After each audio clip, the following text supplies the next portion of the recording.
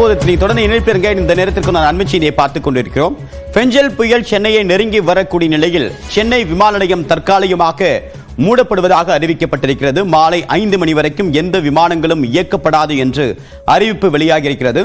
இன்று காலை முதல் பல விமான சேவைகள் ரத்து செய்யப்பட்ட நிலையில் 5 மணி வரைக்கும் விமான நிலையம் மூடப்படுவதாக அறிவிக்கப்பட்டிருக்கிறது. விவரங்களில் செய்தியாளர் சுரேஷ், விவரம் என்ன?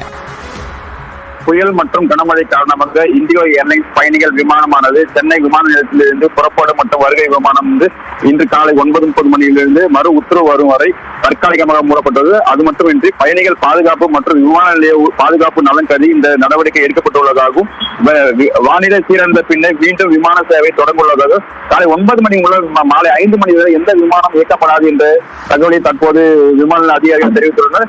அது மட்டுமின்றி மறு உத்தரவு வரும் வரையே அந்த விமான சேவையானது நிறுத்தப்படும் என தெரிவித்துள்ளனர்.